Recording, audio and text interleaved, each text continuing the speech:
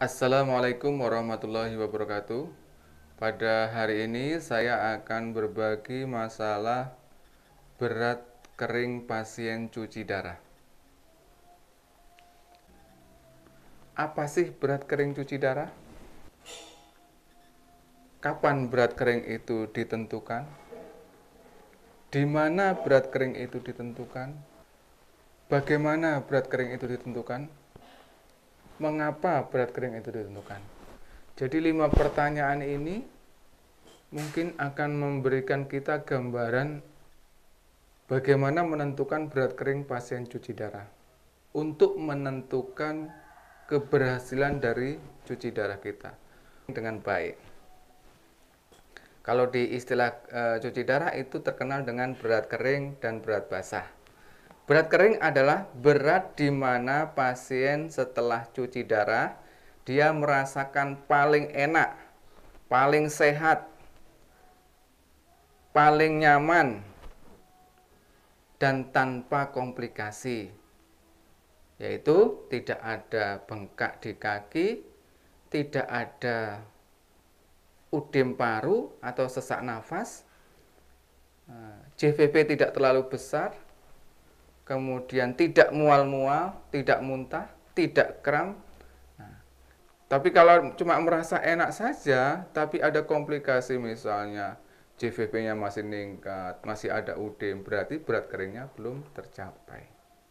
Untuk itu, atau mungkin masih ada mual-mual, maka berat keringnya belum tercapai.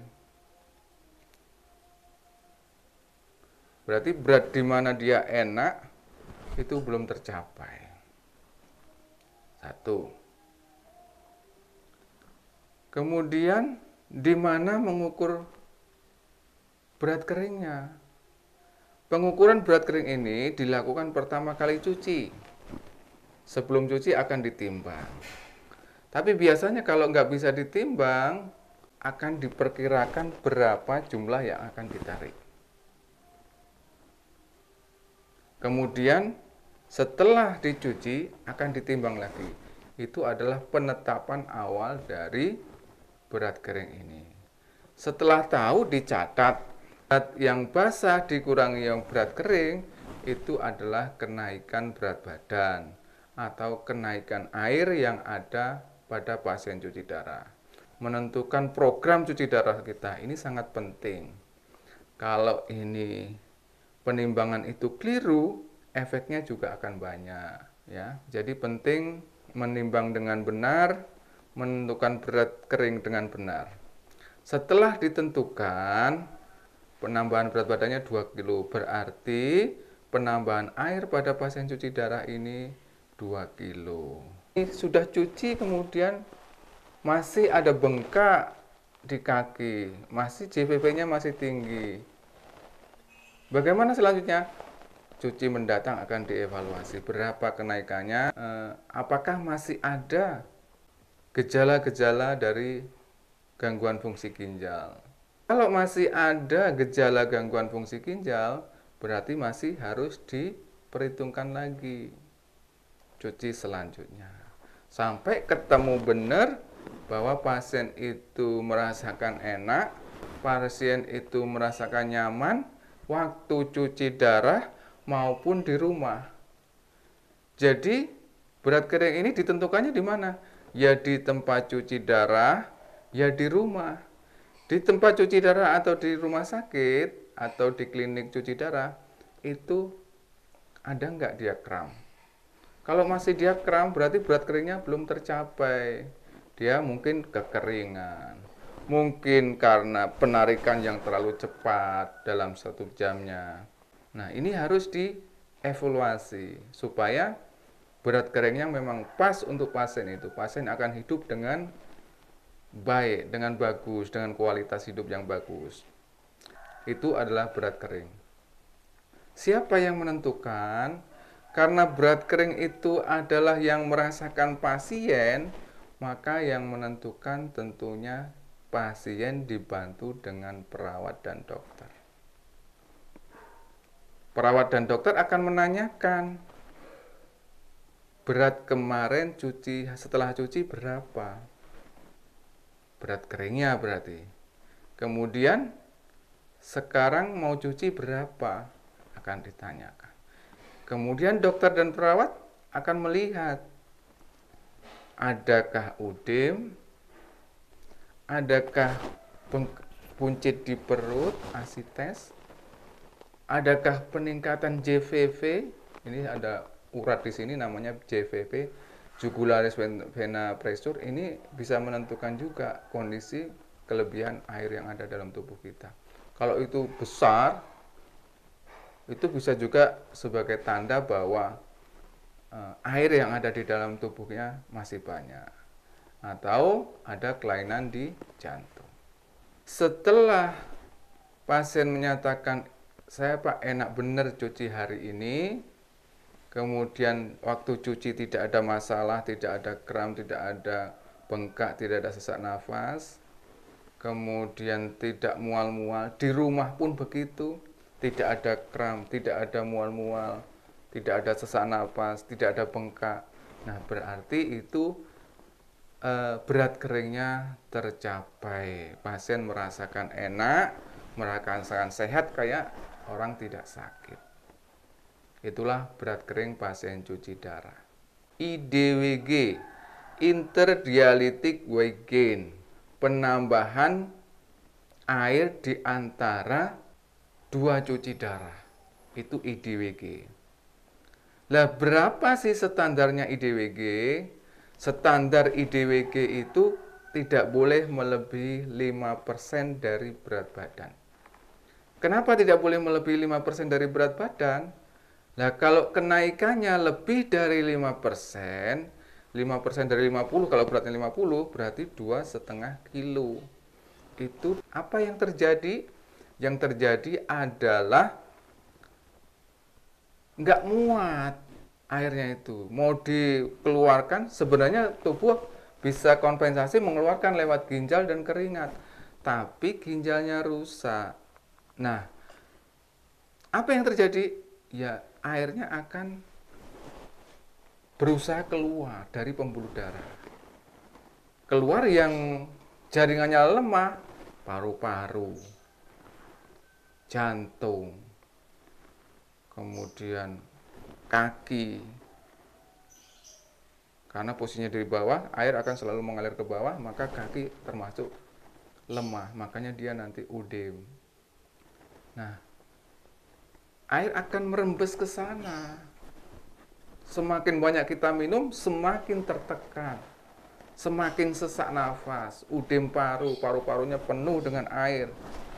Akhirnya nggak bisa nafas. Ini efek dari kelebihan berat interdialitik, IDWG melebihi 5%. Nah, supaya badannya tidak sesak nafas, tidak ada udem, tidak ada JVP-nya tidak meningkat, pasien enak, berat keringnya atau kenaikan berat badan ini dibatasin tidak boleh melebihi 5%. Kemudian apalagi kalau misalnya lebih dari 5%, kalau dia toh tidak sesek, efeknya nanti waktu cuci darah. Sewaktu cuci darah, pasti dia akan ditarik banyak. Misalnya dia 3 liter, akan ditarik 3,5 liter. Kalau ditarik 3,5 liter per jamnya, sudah tinggi kenaikannya. UF rate-nya tinggi. Kalau UF rate-nya tinggi, nanti waktu cuci darah bisa kram, bisa shock, bisa pingsan, tidak sadar, bisa, semuanya bisa terjadi di situ. Efek dari kenaikan berat yang terlalu tinggi.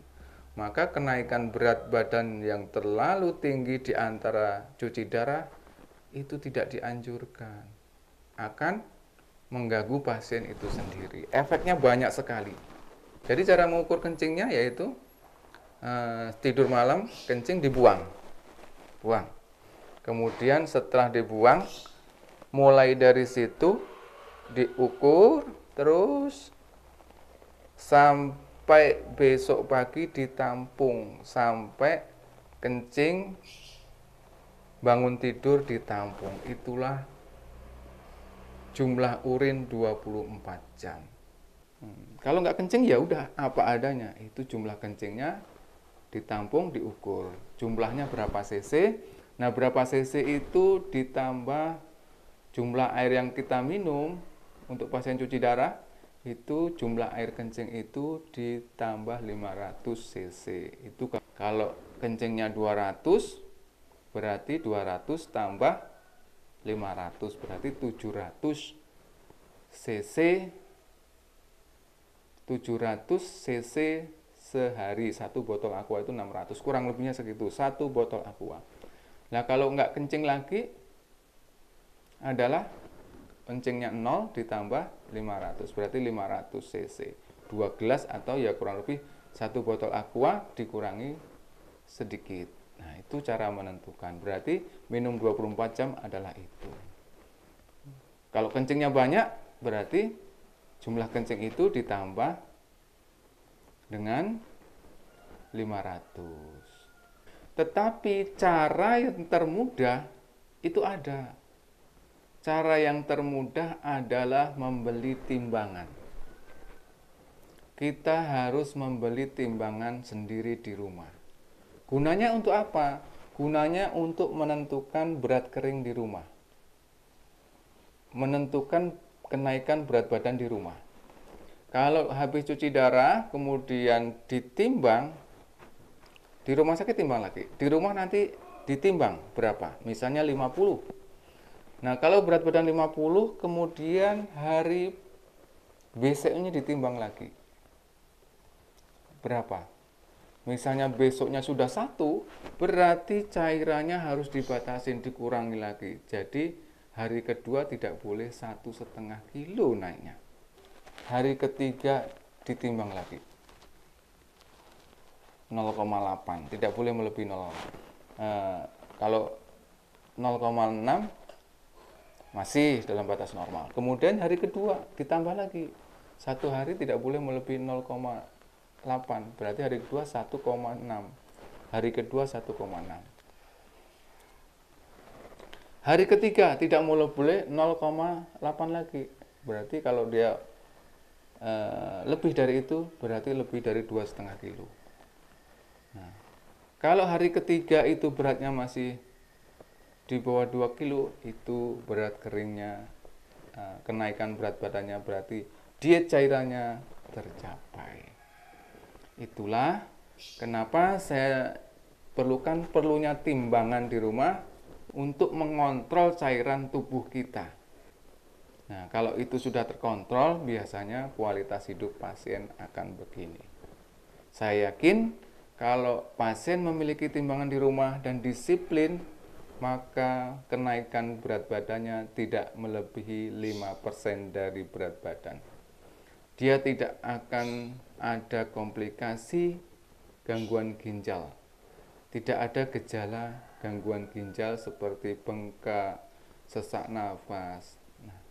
Kemudian dicuci darah, dia tidak kram, tidak shock, tidak ini.